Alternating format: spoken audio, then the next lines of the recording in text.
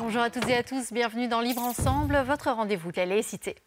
Il n'y a pas de jeunes à problème, mais des jeunes en difficulté dans une société à problème. Ça, c'est le message que veulent faire passer les actrices et les acteurs du projet dont on va parler aujourd'hui. Ce projet, il s'appelle Rupture, les jeunes en parlent. C'est son nom donc, et rupture avec l'école, avec leur famille, avec leur lieu de placement, avec la justice ou avec la société en général. Les ruptures peuvent être de différents types et souvent, elles se cumulent. En quoi ces ruptures vont déterminer le parcours du jeune et comment les prévenir? Ce sont les questions auxquelles des travailleurs sociaux, mais aussi des chercheurs et des jeunes ont essayé de répondre pendant plusieurs mois. Et on va donc en parler avec mes trois invités. Alors déjà, bonjour à tous les trois. Bonjour. Tout d'abord, donc Lucie Osbourger, vous êtes chargée de projet au Forum Bruxelles contre les inégalités. Vous avez un peu piloté ce projet autour des ruptures des jeunes. On accueille également Elisa Ruskevich. Vous avez 20 ans et donc vous avez participé, vous avez témoigné dans un podcast notamment. On aura l'occasion d'entendre des extraits de ce podcast dans l'émission. Et Yanis Glyn, vous avez 23 ans et vous aussi, vous avez participé activement à ce projet et au podcast aussi. Alors, Lucie Osbourger, je me tourne d'abord vers vous. Déjà, d'où est né ce projet? Quel était l'objectif finalement? Pourquoi est-ce que vous êtes intéressée aux ruptures et à ce terme justement de rupture dans le parcours du jeune? Alors le Forum Bruxelles contre les inégalités s'occupe des questions de jeunesse, enfin s'est penché sur les questions de jeunesse déjà depuis 2016 ou même bien avant. Et il y a eu tout un projet qui a été mené sur la question des jeunes en errance, qui a abouti notamment à la création de l'ASBL Macadam, mais aussi à des documentaires, etc., sur cette question de l'errance et du sans-abrisme chez les jeunes. Et dans le cadre notamment d'un nouvel agrément comme centre de ressources en matière de lutte contre la pauvreté, en Fédération Wallonie-Bruxelles, le Forum s'est penché sur un projet qui visait plutôt la question de la prévention de ces ruptures, parce qu'on a déterminé que en fait, le cumul de ruptures à différents moments de la vie pouvait amener à ces parcours d'errance.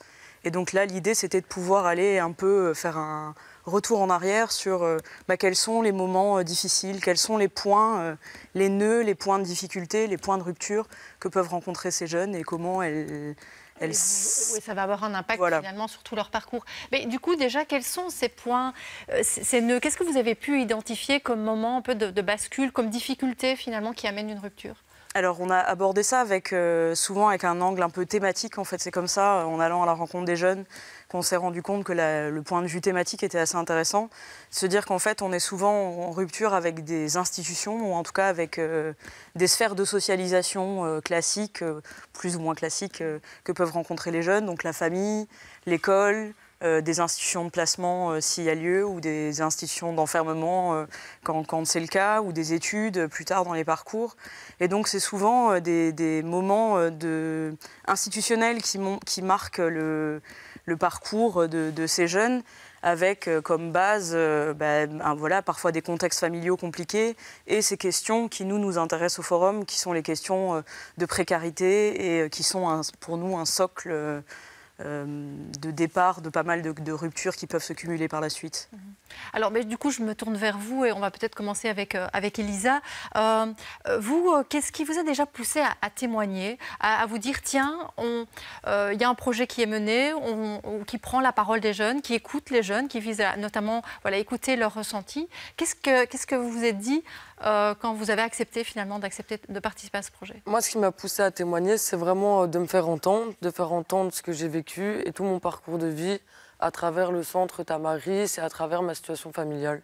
Et c'est ça vraiment qui m'a donné cette motivation de participer au projet, de me faire entendre. Faire entendre. Et qu'on vous écoute. Qu'on m'écoute. Pas juste vous de me faire entendre, c'est juste qu'on m'écoute et qu'on me comprenne. Qu'on comprenne ce que j'ai vécu et les difficultés que j'ai pu vivre. Et aussi, surtout, montrer aux autres jeunes qui pourraient vivre les mêmes difficultés qu'il y a toujours moyen d'y arriver. Et que c'est possible. Et qu'il faut pouvoir accepter l'aide du juge et des centres et des éducateurs et tout ça. Est-ce que vous pouvez nous expliquer un petit peu les difficultés justement par lesquelles vous êtes passé? Qu'est-ce qui a été compliqué, vous, dans votre parcours? Moi, ce qui a été compliqué, c'est que j'ai eu l'intervention du SAJ. Donc le service d'aide à la jeunesse? À la jeunesse. Et j'ai jamais voulu les écouter. Je voulais pas écouter le cadre qu'ils me donnaient. Et donc, de là, ils ont pris la décision de me placer au SPJ. Et donc, le service de protection de la jeunesse. De la jeunesse. Et donc là, c'est plus mes parents qui décidaient, c'était le juge. Et à ce moment-là, j'ai dû vraiment prendre sur moi et me dire « Ok, ils sont là pour m'aider et pas pour mon mal ». Parce qu'à la base, moi, je pensais qu'ils étaient là pour mon mal. Et j'avais plein d'intervenants et je me disais « Mais c'est qui ces gens? Qu'est-ce qu'ils me veulent ?» Mais alors, du coup, je propose qu'on écoute un extrait du podcast dont je parlais tout à l'heure, qui a été réalisé dans ce cadre-là. Et vous parlez un peu de ça dans l'extrait. On vous écoute et on en reparle juste après. J'arrive chez le juge, ça se passe, enfin, je comprends toujours pas qu'est-ce qu'ils me veulent, tous ces gens, ces intervenants qui viennent chez moi, qui me demandent qu'est-ce qui se passe, quels sont mes problèmes. J'ai eu Brustar, c'est une équipe qui venait régulièrement chez moi, une fois par semaine, pour voir comment ça se passait. Et eux, c'est vraiment des gens compétents qui m'ont vraiment bien aidé. Je me rappelle, j'avais un groupe WhatsApp avec mes intervenants, Brustar, ma déléguée SPJ. Je voulais envoyer un message à Brustar et je m'étais trompée de groupe. Et j'ai commencé à dire « Ah, vous me faites toucher avec tous ces intervenants ». Enfin, je me suis vraiment énervée, mais avec beaucoup de vulgarité. Et on s'est remis en question et on s'est rendu compte que j'avais beaucoup trop d'intervenants autour de moi. Et ça ne m'aidait pas à faire mon chemin parce que je me sentais trop sollicitée et j'avais trop de comptes à rendre à des gens tellement différents. Alors, du coup, c'est un peu ce que vous disiez, effectivement, beaucoup d'intervenants et toujours besoin de réexpliquer tout votre vécu, toutes vos difficultés, réexpliquer la même histoire, les mêmes problèmes. Et donc, c'est aussi le fait que, par exemple, si j'ai 10 intervenants, ils vont peut-être avoir 10 avis différents. Et donc, ça veut dire qu'ils vont me dire des choses. Et je savais plus trop où me placer. Et donc, c'est pour ça que ce jour-là, je m'étais énervée. Et là, ma déléguée d'SPJ a très bien compris le message. Et là, elle s'est rendue compte que ça allait pas. Et donc, on s'est dit qu'on allait me retirer des intervenants parce que dans le fond, ils font un peu tous le même travail. D'accord. Alors, je me tourne vers vous, Lucie, parce que vous avez fait une publication qui reprend les conclusions notamment du travail. Et dans cette publication, on parle beaucoup de violence institutionnelle. Et donc, le fait que l'institution elle-même rajoute une couche de difficulté. Et quand j'entends Elisa, j'ai un peu l'impression qu'on est là-dedans. Oui, en fait... L'angle qui nous intéressait dans la question des violences institutionnelles, alors ce n'est pas nous qui avons choisi le sujet, c'est ce qui s'est dégagé de l'ensemble des podcasts et des échanges avec les professionnels, c'est qu'en fait on est face à des jeunes qui ont des difficultés initiales, qu'elles soient de l'ordre de la santé mentale ou des histoires familiales, de la précarité, etc. Et en fait, ils arrivent dans des structures qui parfois rajoutent, au lieu d'être des structures d'aide, sont parfois un lieu de rupture supplémentaire. Et c'est là où on se dit qu'on a peut-être un point d'action possible, c'est de se dire que quand on reçoit des jeunes qui sont en difficulté, l'objectif est de ne pas rajouter une rupture supplémentaire et comment se questionner sur le rapport à l'accueil du jeune qui est dans ces situations-là, à l'écoute de sa situation, de son vécu, et aussi de soigner les sorties d'institutions qui peuvent parfois être difficiles, et des moments de transition entre les différentes institutions qui parfois, alors soit parce que les institutions ne communiquent pas toujours de la bonne manière entre elles ou parce qu'il y a trop de monde autour et que plus personne ne sait ce qu'il doit faire, comment il doit le faire, etc. Et du coup, c'est vraiment ces frictions institutionnelles qui sont intéressantes à analyser et sur lesquelles on peut aussi avoir potentiellement un impact en tant qu'acteur social, quoi. Et du coup, Elisa, qu'est-ce qui vous a aidé? Alors on voit déjà, il y a eu le fait d'avoir fait un coup de gueule, ça a changé quelque chose. Mais disons que ça a été utile. Oui. Et qu'est-ce qui a changé, qu'est-ce qui a été positif dans votre parcours? Par rapport à ça, aux intervenants. Aux intervenants, ou finalement, qu'est-ce qui a fait qu'à un moment, vous êtes dit, vous avez eu un déclic, où il y a quelque chose qui a fait que ça a bougé, que ça a été vers un mieux? Parce que j'ai toujours été bien accompagnée, que mon juge que j'ai eu était vraiment là pour moi et il prenait des décisions pour moi et pas dans le but que je sois encore plus mal. Et que les décisions qu'il prenait, il m'a toujours bien expliqué pourquoi il prenait ce genre de décisions. Et ensuite, c'est parce que j'ai été aussi accompagnée par le Tamaris qui m'a beaucoup aidée. Alors le Tamaris, c'est quoi? C'est un centre d'hébergement qui héberge les jeunes. Et il faut être mandaté par le juge pour pouvoir y rentrer. Et c'est un centre d'hébergement pour les jeunes qui ont des difficultés familiales ou qui sont dans la rue ou des choses comme ça. Et là, vous avez trouvé quelque chose, vraiment justement, cette écoute J'ai eu besoin d'un moment où je devais être éloignée de ma famille et donc il m'a conseillé d'aller là-bas et c'est vraiment tout ce qu'il m'a fallu. Ça m'a fait énormément de bien et le principal aussi, c'est même si j'étais éloignée de ma famille, ils ont toujours gardé un lien avec ma famille. Donc ils ne l'ont pas mis de côté, ils ont fait le travail et ma famille était là aussi. Ouais. Importance de garder ce lien. Le lien familial quand on a la chance d'en avoir encore une. Et c'est vraiment important de garder le lien familial malgré qu'on soit placé dans un centre. Alors Yanis, vous, du coup, dans ce podcast, vous parlez pas mal du confinement, du fait que le confinement pour vous a été un peu un point de bascule, on peut dire ça. Ouais, Est-ce que vous pourriez nous parler un petit peu de ce que vous avez traversé, vous? Oui, je vais essayer de résumer en 2 mots. Mais pendant le confinement, je vivais chez mon père, parce que je vis qu'avec lui. Et pendant quelques mois, ça a été compliqué. Puis au bout d'un moment, ça a fait imploser la chose. Et moi, j'ai déménagé. Du coup, à 19 ans, j'étais seul dans mon appart pendant les 1 an et demi où il y a eu les confinements assez stricts. Et du coup, je me suis retrouvé tout seul. L'école, l'univ, c'était en distanciel. Tous les restos, tout était fermé en fait. Enfin, le confinement qu'on a connu. Et ça a renforcé très fort ce sentiment de solitude, le fait de ne pas pouvoir aussi demander de l'aide. Les structures n'étaient pas disponibles. Moi, ça a été quelque chose qui a fait imploser un peu ce qui n'allait pas déjà dans ma famille. Et en même temps, j'essayais de le voir aussi positivement. Il y a eu du positif là-dedans, ça a fait avancer les choses plus vite. Mais oui, c'est sûr que le confinement, ça a joué beaucoup sur ma santé mentale, comme beaucoup de gens, je pense. Ouais. Alors, je propose qu'on écoute aussi un extrait du podcast et on revient à vous juste après.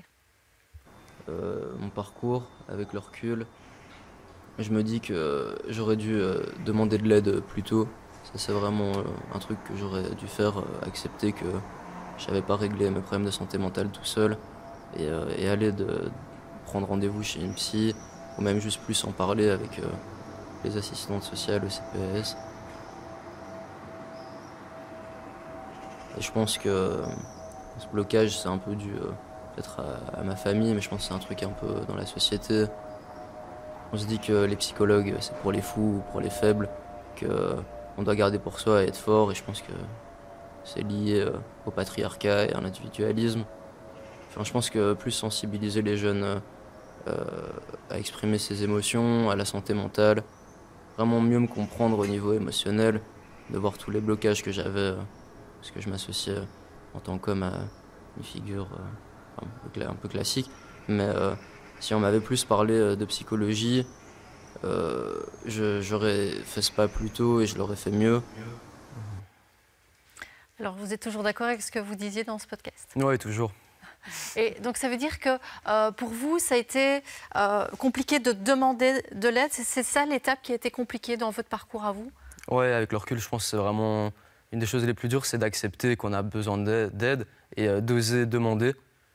Comme je dis, on a un peu cette image que les psychologues, c'est pour les fous, les faibles.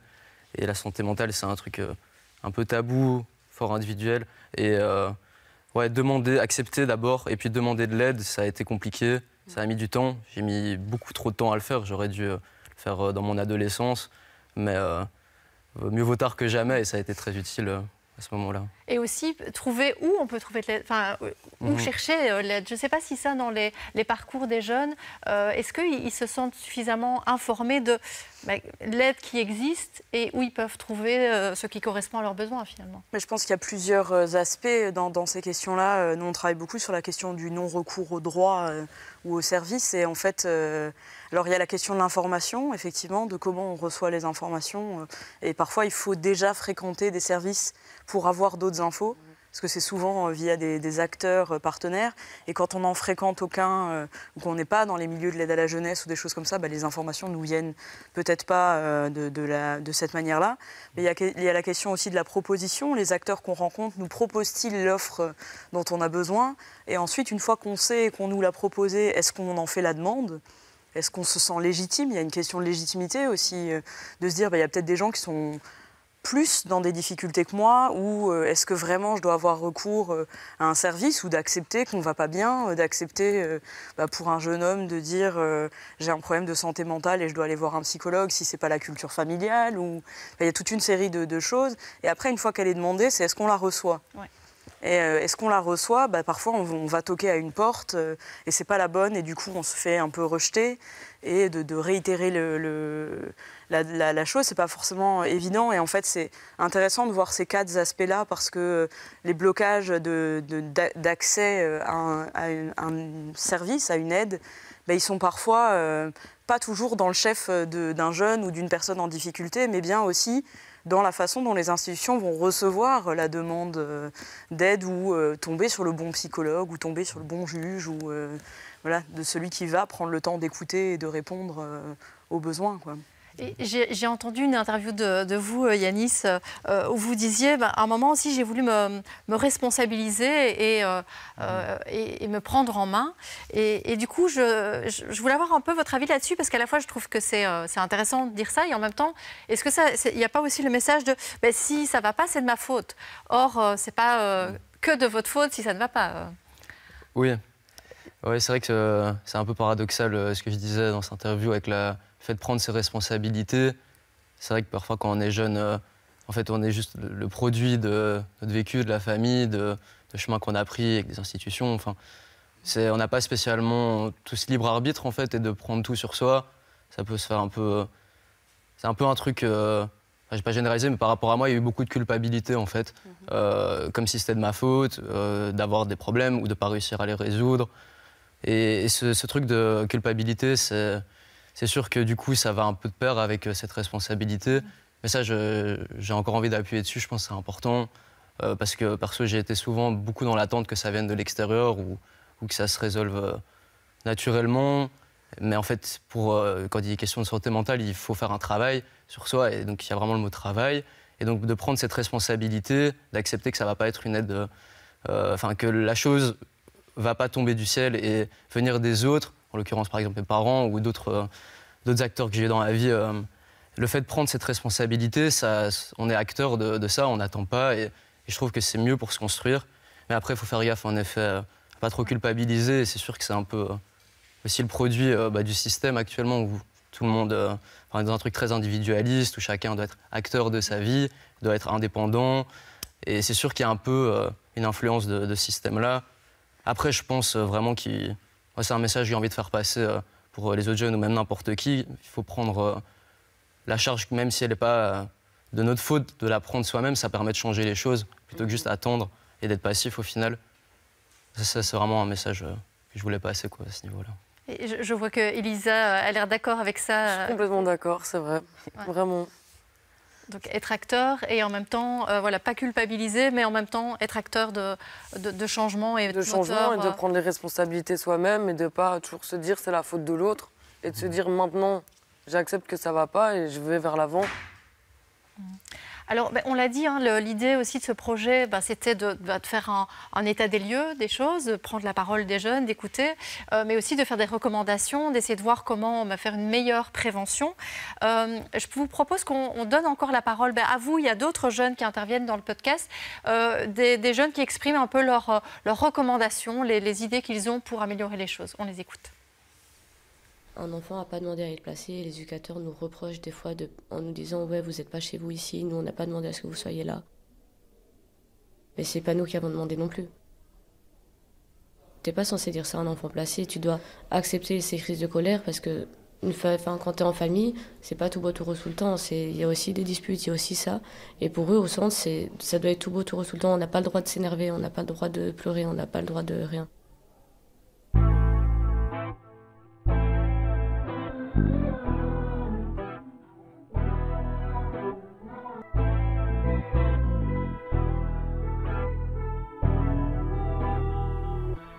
Faire en sorte de plus écouter la parole des jeunes, que quand ils parlent, c'est pas forcément juste ce qu'ils disent, mais eux ils disent ça avec comment eux le voient, et si c'est des personnes qui vont pas bien, il faut pas tout le temps les rabaisser.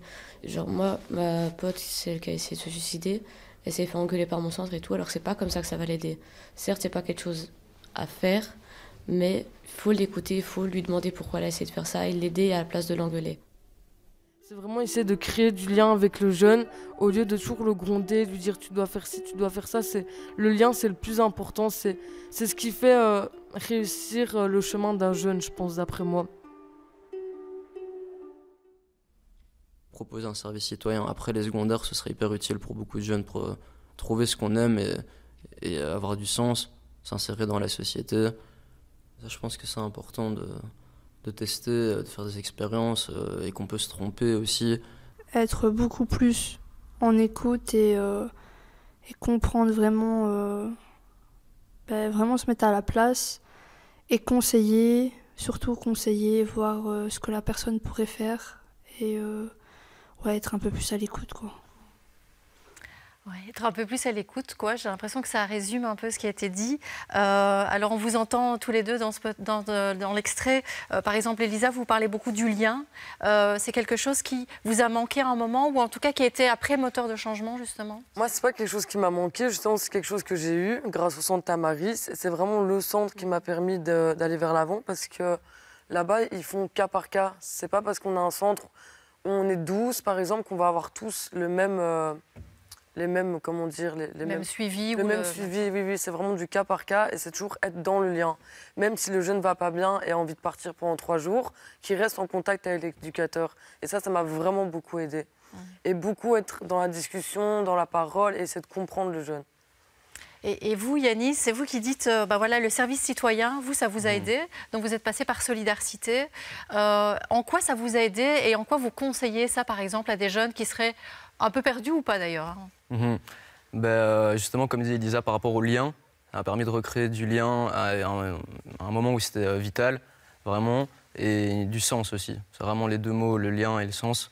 Le sens de faire quelque chose d'utile, de sentir qu'on est dans la communauté, du sens par rapport à ma vie personnelle aussi, de pouvoir tester différents secteurs du social, différents travaux manuels, rencontrer différentes ASBL. Enfin, ça a permis de vraiment découvrir beaucoup de choses. Et ouais, je pense que pour n'importe qui, même quelqu'un qui va très bien, ce serait bien de faire un service citoyen. C'est une option qui existe, dont on ne parle pas assez. D'ailleurs, maintenant, c'est revalorisé. Il y a beaucoup plus de financement pour et des défraiements bénévoles plus importants. Ça peut peut-être motiver. Mais ouais, je pense que le service citoyen, pour n'importe qui, c'est... Et ça vous a permis aussi de trouver un peu votre voie, puisqu'aujourd'hui, vous avez commencé des études d'éducateur. Oui, c'est ça. Là, je suis en 2e actuellement et c'est le service citoyen qui m'a décidé dans cette voie que j'envisageais un peu, mais le vivre et voir les éducateurs là-bas, tout ce qu'ils donnaient, tout le personnel de Solidarité d'ailleurs, c'était motivant, quoi. J'ai envie de continuer. Alors, Lucie, en fait, donc, vous travaillez aujourd'hui au Forum Bruxelles contre les inégalités. On va dire que vous êtes plutôt dans la 2e ligne, mais vous avez été très longtemps dans la 1re ligne. Vous avez été éducatrice dans différents services. Oui. Qu'est-ce qui fait, à votre avis, que c'est si compliqué aujourd'hui d'avoir ce lien? Parce qu'on sait qu'il y a des travailleurs sociaux qui sont extraordinaires, etc. Mais qu'est-ce qui fait que c'est si compliqué de créer ce lien avec les jeunes, notamment? Il y a plusieurs choses. La première, c'est souvent des questions de temps. C'est que, par exemple, la structure dont parle Elisa, c'est une structure qui a alors non seulement le temps, elle a quelques moyens un peu supplémentaires pour se questionner sur ce lien, pour prendre du temps, pour prendre du recul, puisque le lien, quand on est travailleur social, c'est aussi s'impliquer émotionnellement de manière assez forte. Et donc, ils ont aussi des moyens de respirer aussi en tant que travailleurs. Mais du coup, c'est une réflexion qui se place à l'échelle institutionnelle de nouveau. C'est-à-dire que c'est un projet de cette institution de pouvoir fonctionner comme ça, de mettre le lien au centre, etc.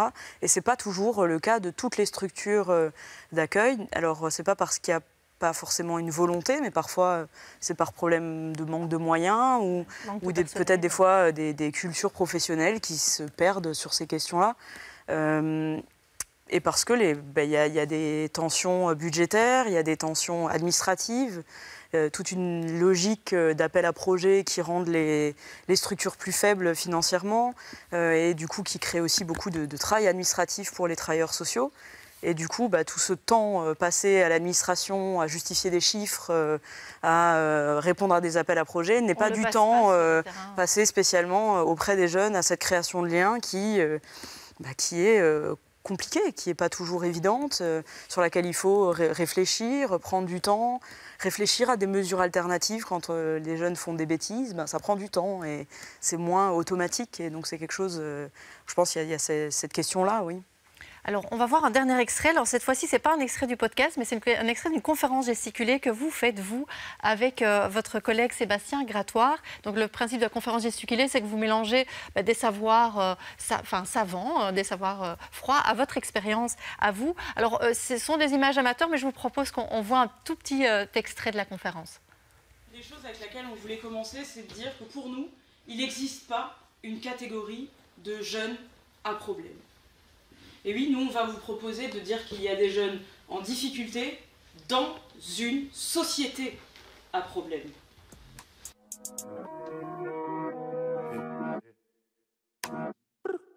Tu m'as demandé la pastée pour refaire une autre passe mes pélos t'as rien capté.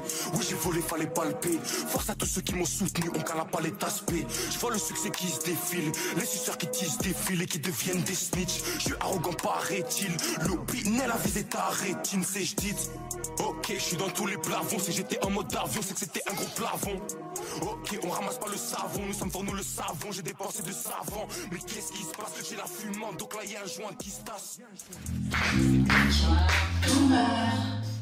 Mais Seb. Boomer. Non mais t'es sérieux? Alors cette conférence, Lucie, c'est quoi son objectif? Quel type de public vous essayez de toucher avec ça? Alors l'objectif, c'est de pouvoir toucher à la fois les secteurs professionnels et les administrations et les membres de toute personne qui peut travailler avec des jeunes, ou de loin ou de près. Mais aussi peut-être, parfois, on va aller dans une école qui forme des travailleurs sociaux. Donc de pouvoir aussi sensibiliser à notre vision du travail avec les jeunes, du rapport entre les jeunes, les institutions et le travail social et les travailleurs sociaux. Et aussi de pouvoir avoir un moyen, un média qui, par cette expérience du savoir, ce qu'ils appellent les savoirs chauds, peut amener une vision qui n'est pas qu'une vision académique. Et en même temps, dans cette conférence, là on entend via un rap, mais il y a aussi la parole des jeunes. On a pris des extraits des podcasts pour... alors pas seulement pour ponctuer, mais ça ponctue, mais pas que. Ça donne aussi de nouveau une place aux jeunes. On n'a pas pu faire cette conférence avec eux pour des questions de temps, de moyens, d'objectifs. Mais par contre, ils ont leur mot à dire dans la conférence. Alors on arrive à la fin de l'émission, mais j'ai juste envie de vous donner une toute dernière fois la parole. Juste si vous aviez vraiment une recommandation, quelque chose à dire, encore à ajouter aux travailleurs sociaux, à vos institutions, vous diriez quoi? Grande question, hein, c'est difficile. Grande question. Créer du lien. Créer du lien. Ça, le principal, c'est le lien avec le jeune et pas se sentir supérieur parce qu'on est éducateur et qu'au final, on est à la même place et que si on veut vraiment aider un jeune, il faut pouvoir créer du lien tout en restant à la bonne place, évidemment. Yanis, vous voulez rajouter quelque chose? Moi, j'ajouterais un truc plus à l'intention des jeunes, mais de ne pas hésiter à demander de l'aide, à compter sur les autres. C'est pas quelque chose pour les faibles ou les fous, c'est important. Juste, on est un tout et il faut savoir se référer aux autres. Merci beaucoup. Oui. Demander de l'aide et accepter l'aide. Et accepter l'aide. Évidemment, c'est accepter l'aide. Oui. Merci beaucoup vraiment à tous les trois. Alors je renvoie pour toutes les recommandations, les publications, le podcast, je renvoie vers le site du Forum Bruxelles contre les inégalités. Merci vraiment beaucoup à tous les trois et bonne continuation surtout. Merci. Et à très bientôt. Merci de nous avoir suivis. Merci.